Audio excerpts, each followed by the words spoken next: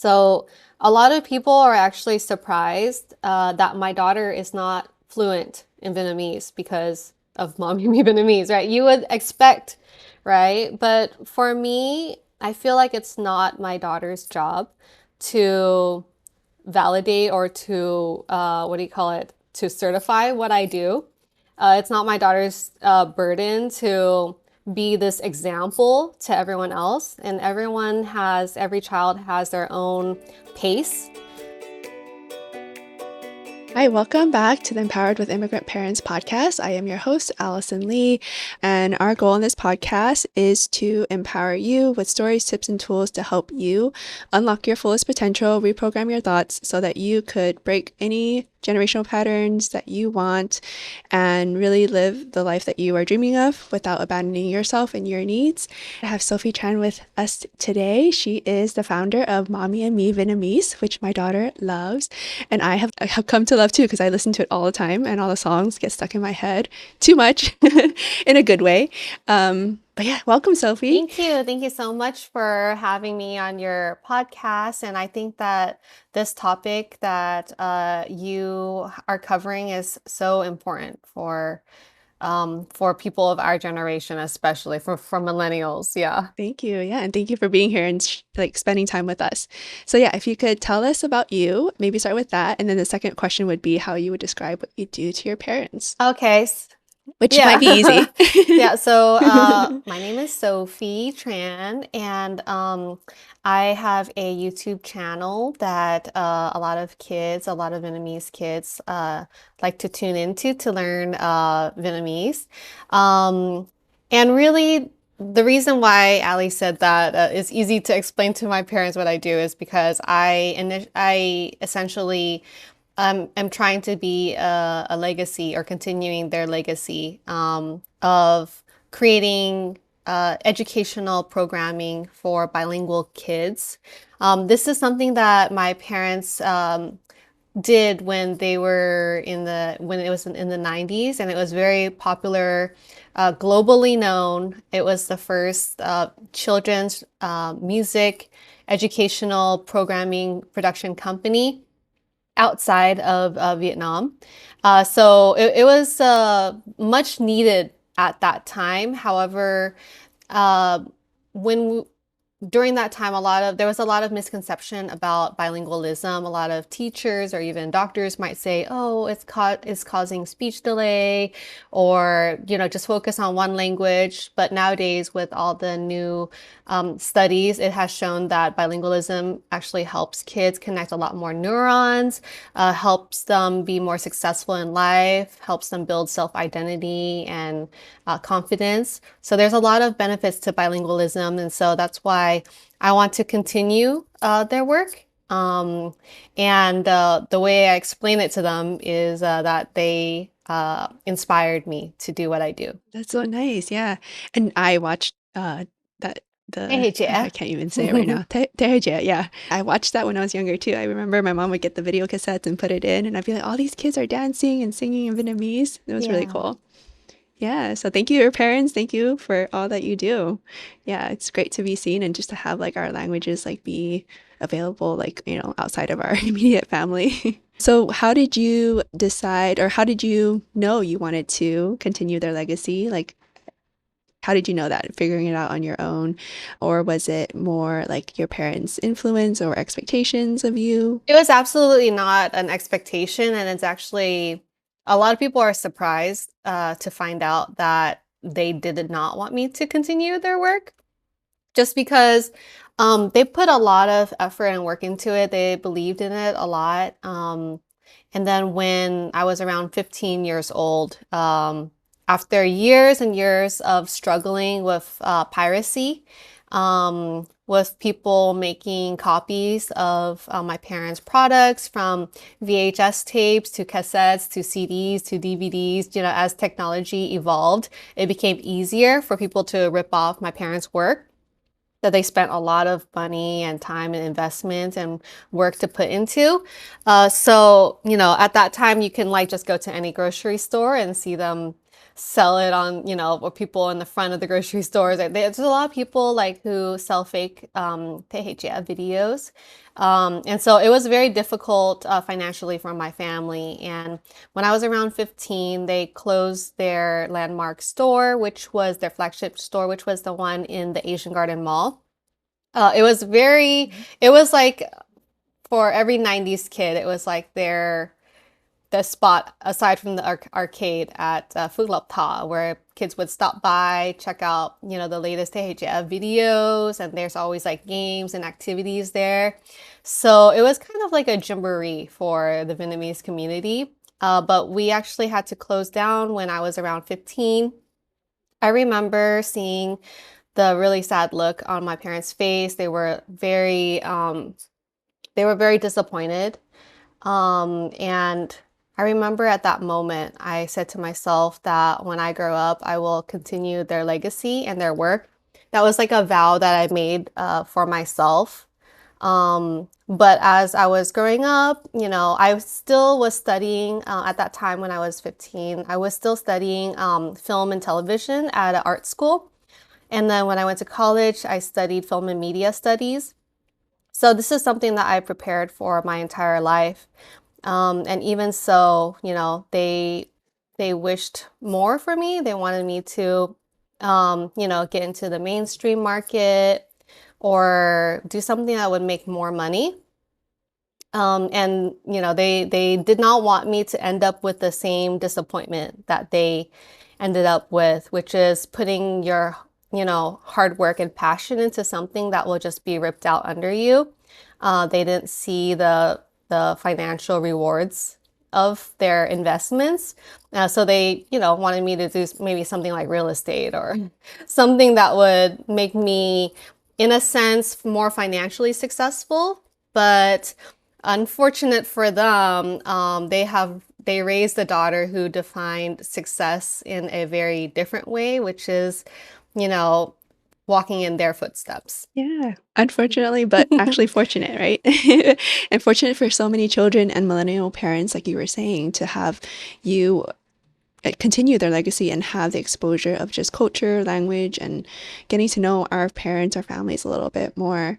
So actually, you had a little bit of an opposite experience, because I think typically the immigrant parents, right? And of course, they always want the best for us, where they want us to like not suffer in the ways that they have. So in a way, it was like instead of wanting you to do what they were doing or do what they knew was successful, it was like, hey, don't do this because of our experience. But your passions are there and you were also like interested in it personally, it sounds like. So it just worked out. Yeah, it was just something that my sister and we've done our whole lives.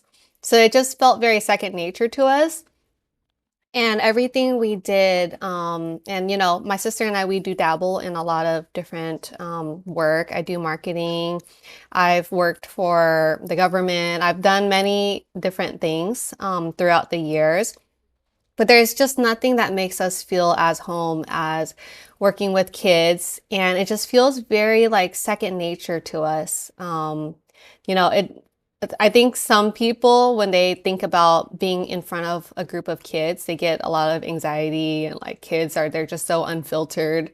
They're so honest. And, like some people, they might feel like very like that would not be a pleasant experience for them. But for us, like my sister and whenever we're in front of a group of kids, like we just completely like we're like it's like us and the kids, and that's like the whole world to us, like we don't see anyone else or see anything else or think about anything else. So it's truly like a joy. So it just so happened that the both of you wanted to continue down this career path. Yeah, initially it was just me, because my sister is a lot Mm. younger than me. She's 7 years younger. So I had always tried to continue their work even when I was like 18, when I started going to college, even after college. I tried to do it, and a lot of times I was doing it by myself because my sister was still in high school and still pretty young. But it didn't like really click for us until I became a parent, and then she became an auntie. And we had a person, like an actual person that we were trying to teach, and we just felt like it was like the opportune time for us to create that content because even though we have so much experience with kids, but like to be able to get a firsthand experience of being a parent and knowing exactly what they need or looking what type of content that other parents are looking for, it kind of created like a environment for us to really dive deep into it and get us both really excited and inspired. Yeah, what a great way to, yeah, just have that passion be fueled by someone you love and care about. Yeah. So with growing Mommy and Me Vietnamese, what do you think has been the biggest challenge that you had experienced, and how have you been overcoming that? Well, I definitely think the biggest challenge is time and balancing my own personal motherhood with serving others. I think a lot of times I would be working on it, working on Mommy and Me Vietnamese. We edit all of our own stuff, so I'm on the computer. And I remember when I first started, I remember Aria would be like crying and be like, "Mommy, play with me." And I thought to myself, I'm like, I can't be ignoring my own daughter for the needs of like other, like trying to create content for other people's kids. So there's a point where I have to kind of find a good balance. Now that she goes to preschool, I have a little bit of time, but I also have a newborn at the same time. So I try to make it into not a thing where it takes me away from them, but it becomes a project that we can bond over. So I use Mommy and Me Vietnamese as an activity that we can do together or like a motivation, like let's learn how to clap our hands this week. And so yeah, it's a really good, and that's why I named the show Mommy and Me Vietnamese, because I wanted to remind myself that this journey, it's about mommy and me. It's about the parent and the child that's going on the journey together. And it's not just the child learning by themselves, or it's not about the mom doing something, but it's like together. Yeah. And I really like that too, because actually, as I had my first kid, I was like, oh, I want her to know Vietnamese. And when I found you, I was like, oh my gosh, this is amazing. Like, it takes a little bit off of me and I get to learn with her. But it's also really hard to like just learn. And it really puts into perspective too, like how important like just consistency and practice is with our kids. I'm going off on a tangent, but what I was going to say is, especially with me having immigrant parents, right? Like my daughter would I would read to her and I wouldn't know specific words and I would start like being kind of like down on myself. I'm like, oh, why don't I know what polar bear is, right? Like, which is so random because I never say that word. It's a little healing for me too, like as a millennial mom, like just kind of reliving my childhood through a Vietnamese lens because growing up, it was very common to like kind of push away our culture and our other language that's dominant in our household. So I don't know if that was a common experience that you hear people talk about or that you or other people have experienced in hearing that it kind of heals like, yeah, the parent and the child. Yeah, definitely. I feel like a lot of people have a similar feeling that you experienced, which is a lot of times we grew up in a generation that really focused on assimilation and really focused on like being as American as we could. And I remember when I was a young girl, I wish that I was blonde or white like my friends. And I was not the proudest to be Vietnamese. And I think a lot of people, a lot of millennials felt that way. And so that is a hurt or a unhealed piece within a lot of millennial parents. And as they have kids, I've noticed that a lot of millennial parents really try to pass on culture, whatever they can remember, to their kids so that their kids can feel proud.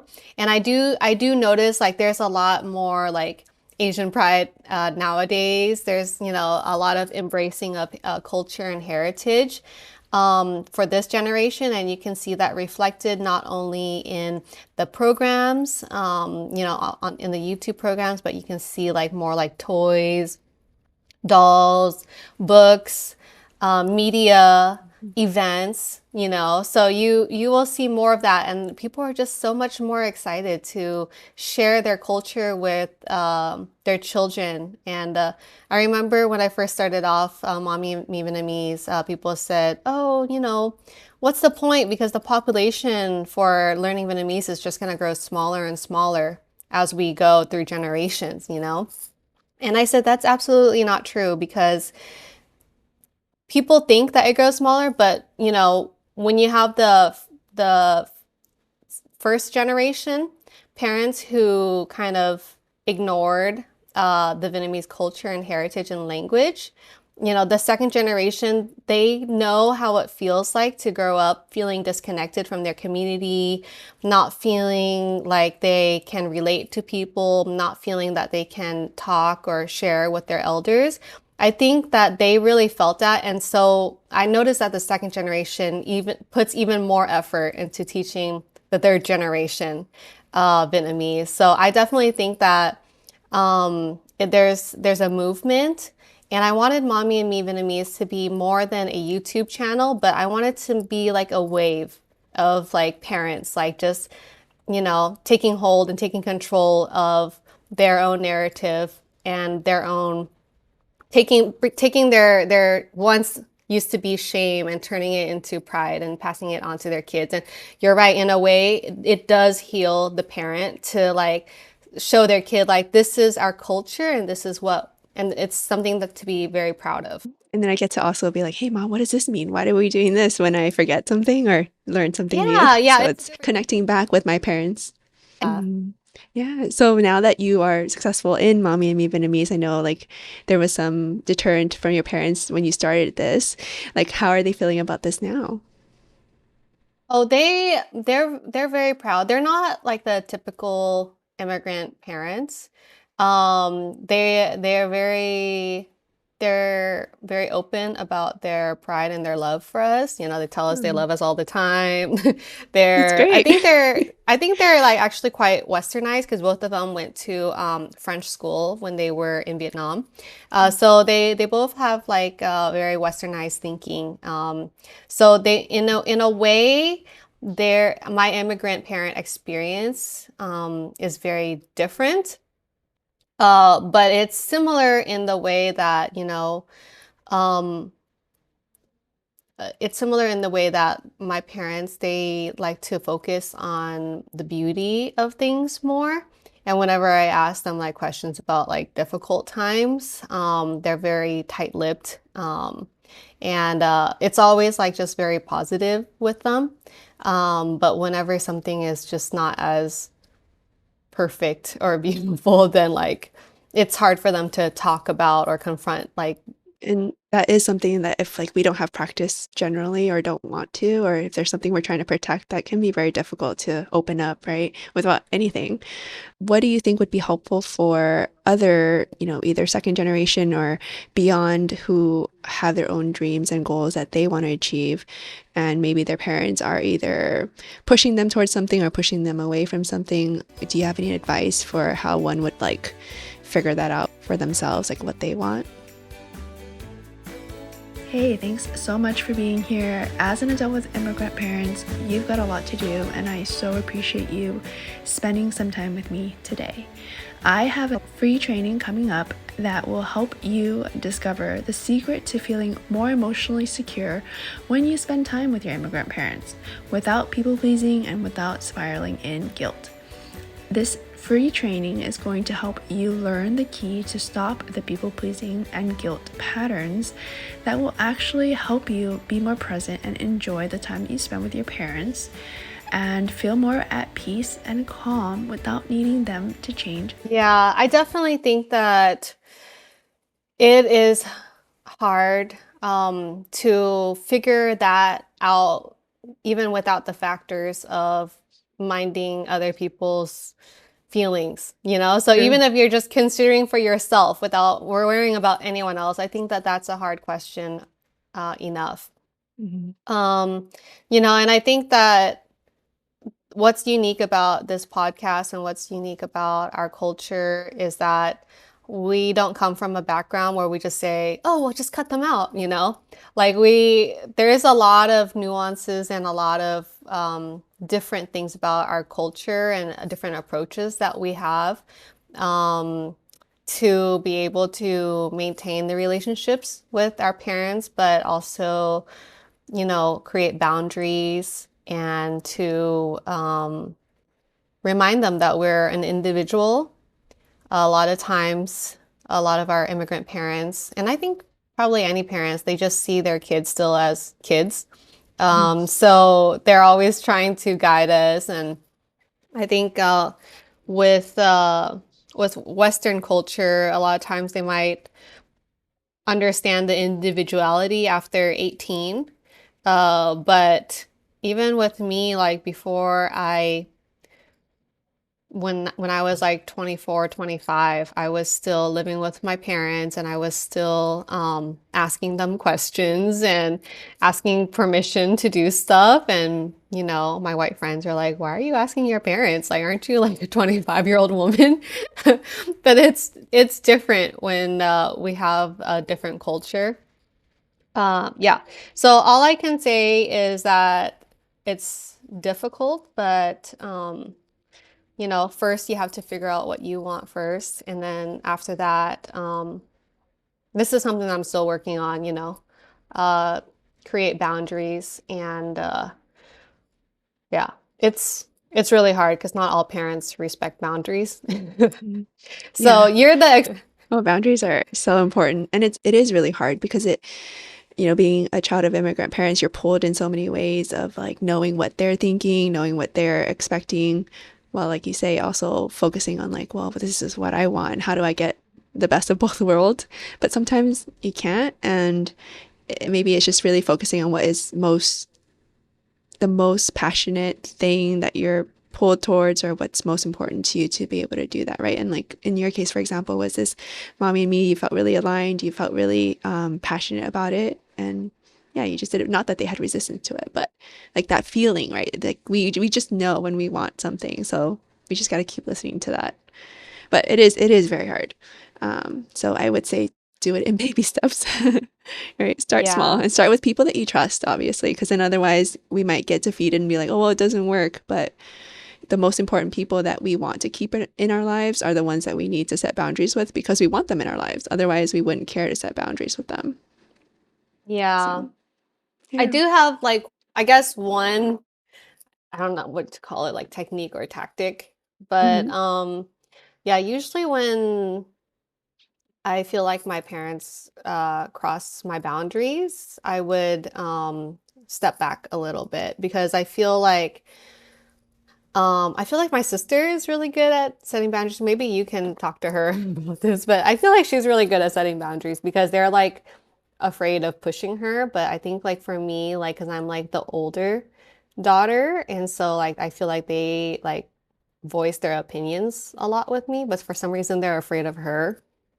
It's because I think that like I also I give them a lot of permission to, and so I'm working on that. And when they do like push a little bit, I I kind of give them a little bit of silence so that they know that like I didn't like that. Yeah. Yeah, that's the only thing that I do. I'm not very confrontational as far as like like don't tell me what to do. Like I don't really do that. It's probably like a cultural thing. I was raised very Vietnamese, so I'm not very confrontational, but I do like give them a little bit of like, okay, well, I didn't like that, so I'm not gonna talk to you for like a day or two, and then we can Yeah. go back and usually they will pick up on that and they won't do. Hmm. But that is the baby step, right? Like if Hmm. saying something verbally is too much, that's a great way to get the space that you need and just think about what you want and kind of either just take care of yourself, even if you don't talk to them about it again.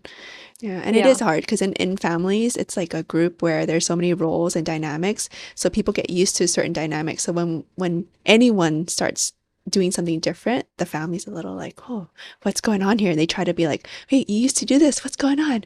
So they try to knock on your door and make you like welcome them in again. So whichever way to kind of create that space would be good.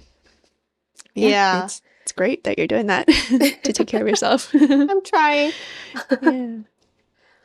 Yeah, I'm someone recommended a book to me. It's about boundaries and I have yet to pick it up, but I'm really looking forward to reading because I think I let people push me around so much because I'm like such a yes person and I always try my hardest just to make everyone else happy, I guess.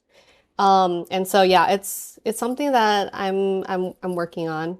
Um but back to mommy and me Vietnamese. I feel like I'm in Yeah. therapy now. I mean, this is such a Uh-huh. prominent issue for a lot of people. It's not just, I mean, this is something I've worked on myself too a lot. And it's every time there's a new iteration of it for everyone. So we're always just growing and practicing. So yeah, that's what we're here for.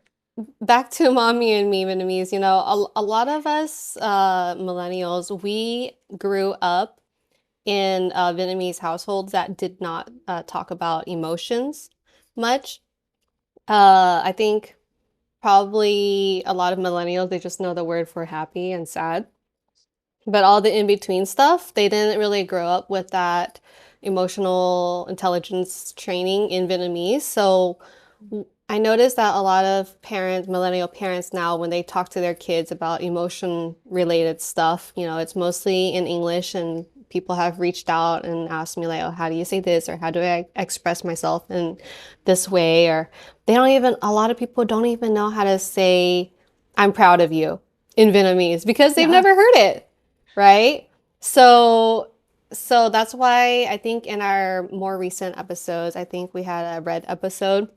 We Mhm. talked about anger in it, and I think that that's a lot of times hidden in immigrant households. Um, Not anger itself, because you can hear, like, sometimes when you listen in on an immigrant household, you hear a lot of yelling. So there Yeah. is anger there, but then people don't talk about the anger and how you feel and how to get past it. And so I think it's one of the most important foundational skills that anyone can have. How to calm yourself down, emotional regulation. I think it's more important than the ABCs, honestly. And so that's why in our last episode, we really focused on emotions, and our next episode is going to be about the color yellow. And yellow also stands for caution and fear. So we're going to be talking about kind of the feeling that kids might have, which is fear, and how to um, talk about it, or what is it for, and how to get past it. Yeah. I really appreciate that too. And I'm sure a lot of our listeners would as well, because it is true. Like feelings weren't really talked about. And, when people, especially of immigrant background, if they're more in survival mode, like feelings are kind of like pushed aside and the last thing that they talk about. So having the vocabulary is so important. And I'm excited for for your episodes. Yeah, we're trying to get it out, I think in the spring of next year. Our production is a little bit slow right now just because of, motherhood. And then my sister, she's also very busy at her main job. So, but our team's goal one day is just to be so wildly successful that we can do Mommy and Me Vietnamese full time. That would be just our dream come true. Yeah. And you're already doing so many other things too, right? I think I saw that you had a book, you have dolls. Like, can you tell us more about what else Mommy and Me Vietnamese is doing? Yeah, so we partnered with a company called Love to Sing. They last or 2 years ago, they created a book it's like a song book and it has buttons on it so that you can like press it and then sing along, and they do the animations and everything. It's really beautiful. So we decided to partner with them. to include Mommy and Me Vietnamese songs in it that are popular from our YouTube page. And it's it's it's something that we really think is important, especially for parents nowadays, because a lot of things that we hear reviews from parents is like, oh yeah, I did buy this Vietnamese book or I did buy this bilingual book, but I don't know how to read it. Or I don't know if I'm saying the words right, or my wife or my spouse is not Vietnamese and she really wants, or he or she really wants to, read it, but they can't. So, what this book does is it kind of creates kind of like a karaoke experience where they can, the parents can click on the button and then also read along and sing along too. And I think it helps train like the whole family, not just like for the kids to learn, but when the parents can actually see the words and sing along, it makes them, it helps them remember the words so that they can like sing to their kid while, during bath time or while eating or stuff like that. So we do have a bath time song. We have like a eating song, and we have, all these songs that we feel are useful to parents to learn so that they can incorporate Vietnamese, every day. And yeah, so that's our songbook. It is coming out. It took an extremely long time for production just because this year has been so wild with all the tariffs and all the production, complications, and you have no idea. Oh, I had no idea what goes behind producing a book, and especially, this is not just a book where you print out, but there's, batteries, electronics in it, so we have to go through safety testing, and there's so many things a part of it. So it took a really long time, but we're super excited to hopefully be receiving the shipment in about 30 days. Where can people like sign up to get notified if when you have that back in stock? Oh, well, they can go to lovetosing.com. Or no, it's called lovetosingbooks.com. And I think there's like probably like a what do you call it? Subscribe for a newsletter or something. You can do that there, or you can just follow me on Instagram, which is Mommy and Me Vietnamese. And once it is available, I will be posting it nonstop, so you won't be able to be able to avoid my messages or my posts. But I will definitely let people know about it. In the last year, we also worked with Joey Dolls to create a doll called Thương, which means love in Vietnamese, or technically it means love slash care, but love. Um, and it's just crazy because I can't believe that we're already sold out. I was kind of hoping to kind of promote it and talk about it for Christmas, but we couldn't even get to Christmas without it being sold out. But that really is a testament to what parents are feeling. For me, the doll really was a part of healing my inner child, which I feel like is very similar to a lot of millennial parents. We grew up with, you know, Barbie dolls or blonde dolls, or wishing that we looked like, a princess. And when you think about princess, you don't think about an Asian person. And so I remember when we were creating the doll, Joey doll already had a Vietnamese doll. And so we were creating a different Vietnamese doll, specifically to partner with Mommy and Me Vietnamese. And I said, one of the most beautiful parts about the Vietnamese culture and the Vietnamese attire is the khăn đóng, which is the headpiece. And Samantha, the owner of Joey Doll, says, "Oh, but that's not, people don't really wear that all the time, right? It's just only for weddings or like very special occasions like that, right?" And I said, you know what? I don't think kids need an occasion to wear the most beautiful things. Like, you see toddlers wearing tiaras all the time. You see toddlers wearing their princess dresses to go to the dentist. I think with kids, like we should allow them to embrace like the most beautiful parts of our culture and normalize it. And like, you don't have to think about just wearing an ao only on certain days, but it could be something that you can embrace every day, just like how a little girl wants to wear a princess dress every day, you know? Yeah. And so that's why we decided to create the kandam, the headpiece for the Tuong doll. And you cannot believe how much like work that went into that because we had to find material that was hard enough for it to stay standing, but soft enough for it not to hurt the children. Um, and then like strong enough for it to like not like fold or crease, you know. And it was just like there was like it was a lot of back and forth. And then even like when we cut it out, it was a circle, but when you put it on their head, it turned into like an oval. So we had to find like we had to go back and forth a lot to find the shape and everything. So I couldn't believe that just that was very difficult. Oh, and then we had to find material that was, you know, not too heavy because the doll didn't have like neck support. So if you had material that was Mhm. right, that was the cloth that is actually used for the condom, then the doll's head would just like tip over, Right. which is accurate to how I feel after I wear an actual condom because those things are heavy. Yeah. Yeah. That's funny. Yeah. Wow, so much, yeah, it goes into it that we wouldn't think about, right? Even just a book and a doll. I mean, there's so much detail and yeah, so much like behind the stories of how it's created too and why you're creating them.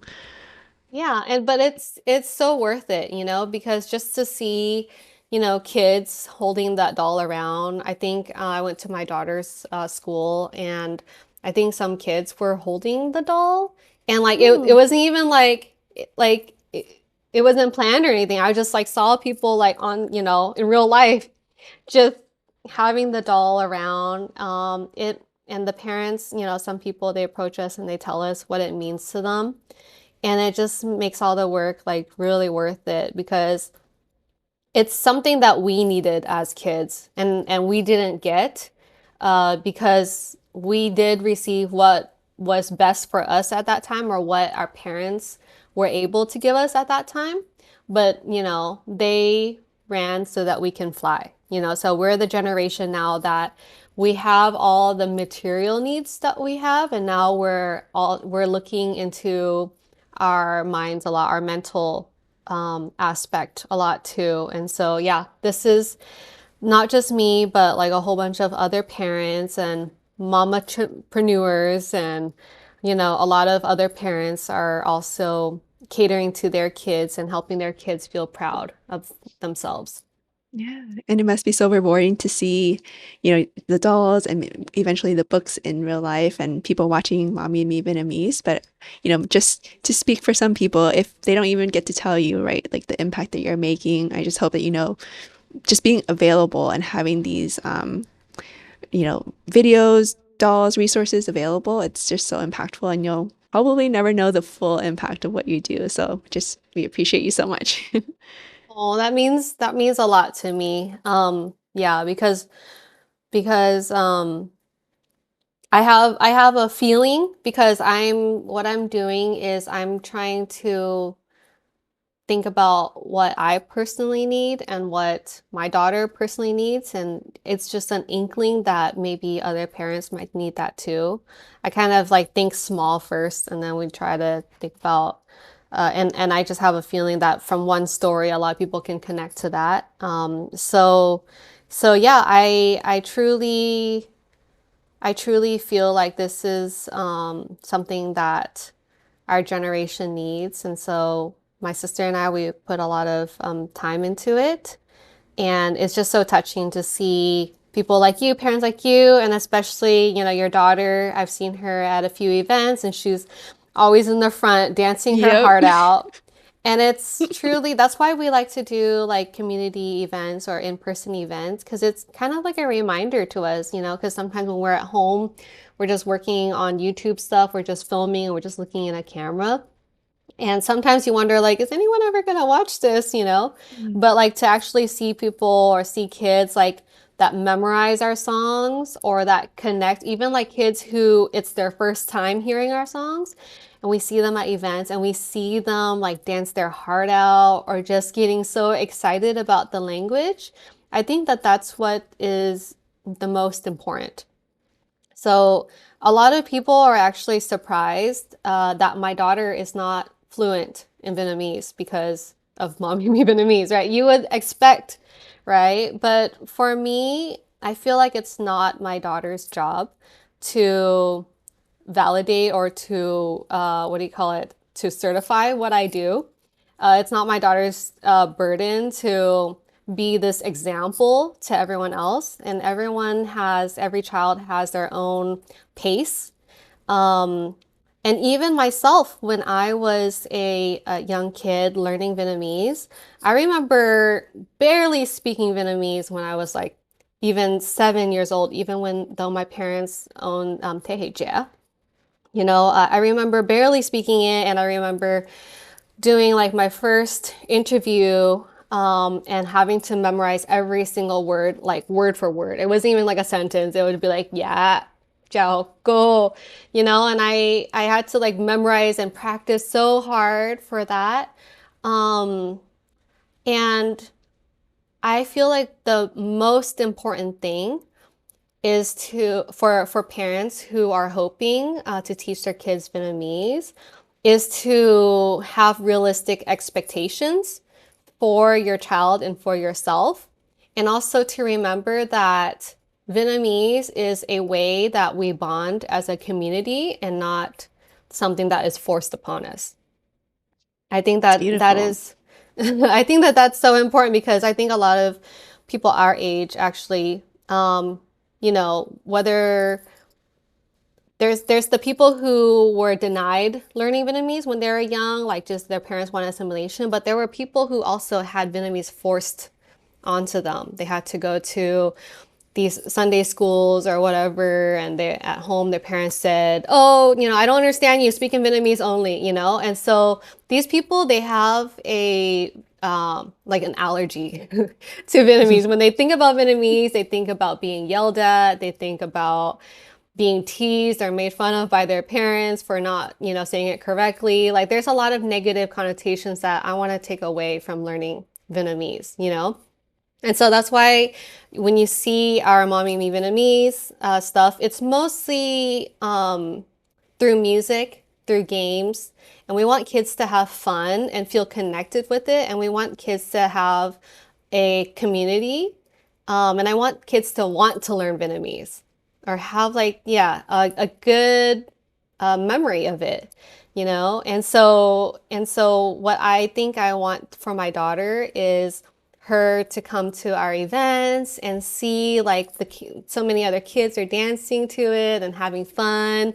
She gets to film music videos with me where we play dress up and we run around, or we get to go to playgrounds and we film stuff. And I think it gives her a very good memory of, or a good feeling about Vietnamese. And that's how my parents kept me learning Vietnamese. I was born here and raised here, and it wasn't until college. I think a lot of kids, a lot of us, it wasn't until college where we really like said like I want to learn Vietnamese. That's Mhm. when you take your Vietnamese classes in school and you start really looking at your culture and your identity. And it's all about us having the foundation to make that part easy. Yeah, so what I'm doing for my kid and what I hope to do for other people's or help other people's kids is give them the foundation and the exposure that they need. But the one who will really learn Vietnamese is your own child on their own. Like we can't Yeah. force it on them. We just need to give them the foundation and the tools. Yeah, and making it fun, right? That's where the book and the dolls and the videos, like you're saying, comes in. Because yeah, I think I was trying to learn it as an adult, and I took this Vietnamese class through Fullerton.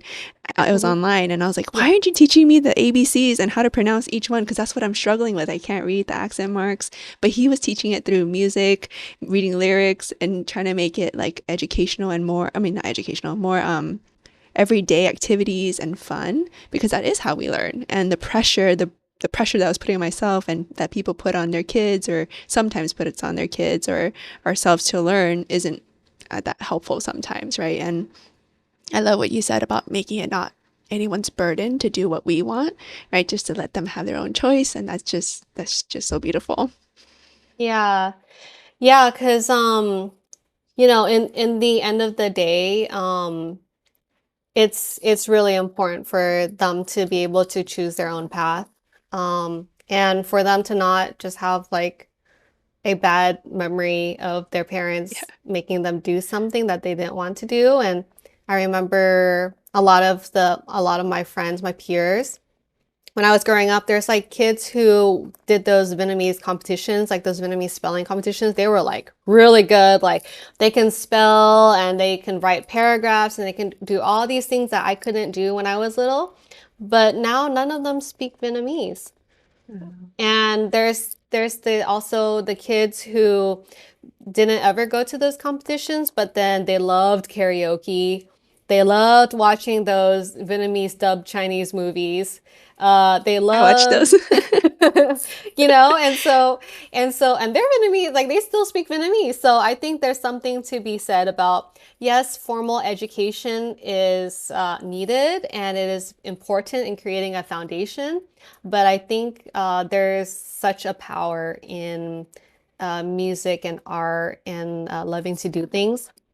There's also what earlier I said expectation too. I think that as parents, we shouldn't expect our kids to be fluent in a language that, first of all, we're not fluent in. Hmm. And we shouldn't expect them to be fluent as a Vietnamese person if they are not even living in Vietnam. Like Yeah. it's like my kid, like she lives here in the US, so she is as American as can be. And for me, I think that Vietnamese is a part of her identity and it is a part of her, but it's not fully her. And I think a lot of people are really surprised when they hear me think this way because they just see me and they think like, oh, this is how you learn Vietnamese. But I think that um, when we expect so much from our kids, it also creates a lot of unhappiness within the parent as well, because you wake up feeling so guilty every day. Or Mhm. you kind of set a goal to yourself and you say, okay, I really want my daughter to like, or my child to learn Vietnamese and be completely fluent. And then you kick yourself in the butt every single time you forgot to say something to them in Vietnamese. Like, oh, I just said that in English and I just feel, you go to sleep and you feel so bad that you did not speak enough Vietnamese to them that day, or you wake up and you just feel so bad. Like, I don't want that for any parent. Like, being a parent itself is hard enough. And I think what's really important is to be there for them emotionally. And I just hope that, at least Mommy and Me Vietnamese like eases that burden a little bit so that parents can feel like like, they don't need to fully be responsible for like the whole language for them, but at least like I can, be there to help parents remember like, oh yeah, this is a nursery rhyme that I totally forgot about that I never Mhm. think about until now, or that they can, alongside me, like help their kids learn Vietnamese without having to prepare the curriculum, without having to search, for those songs or for those rhymes or for those lessons. So I'm just trying to be a tool for parents, but not like the answer to all your problems. Yeah, Yeah. it's great. And I think for any language or any parent, right, that the message that you're sharing is also just really important of taking that pressure off, making it fun, and really building that foundation no matter what language, no matter what we're learning, no matter how many kids we have. And it's also beneficial for us too. So, yeah, thank you so much for sharing all of this and spending time, making all the music videos and all the education stuff and just being here with us today. No, it's just fun and it's an honor to just do what I love and feel connected with other parents who also love the same things as well. So thank you so much for having me and for really bringing out the importance of mental health for immigrant children or for children of immigrant parents, but also for those children who are also parents now too. Yes, yes. Yeah, thank you so much. So where can people find you? How can people support you? Where can we find all these fun stuff that you're doing? Yeah, so you can find me on YouTube, and it is YouTube at, and then it's Thế Hệ Trẻ TV. That's our at name, but then you can also just search Mommy and Me Vietnamese, and hopefully our algorithms are good enough for us to pop up first. But on Instagram, I often post more kids related stuff on YouTube, and then kids don't shouldn't be using Instagram. So I post more stuff for like parents or for older people who are looking to learn Vietnamese. So I post a little, a few viral stuff or just fun stuff on my Instagram as well. And I also have updates as far as products that parents find useful to helping them guide their kids. So I also post that kind of stuff on Instagram as well. So Yeah, and we'll have all the links on our show notes, so yeah, you can find it there. Well, thank you so much, Sophie. It was so fun having you and talking to you, and I'll be at some of your events coming up whenever you have them. So hopefully, as we'll I want see to you see your there. daughter again. She is so Yeah, sweet. And so, yeah, I can tell that she really loves to learn Vietnamese. she loves it, and I know all your lyrics too, all the words to your songs also. So we learn it together. It's really fun. So Oh, thank thank you. you. Yeah. All right. Take care. Okay, thank Bye. you. Hey, thanks for listening to the show. I appreciate you being here. Just as a reminder, all information on this is intended to be informational and educational only. Although I am a licensed therapist, I am not your therapist. If you are looking for any medical or mental health services, please reach out to providers local to your area and seek out information that is specific for you. This information is not intended to replace any medical or mental health services that you may benefit from. And I hope that you enjoyed the information that was provided on the show today, and I'll see you on the next episode.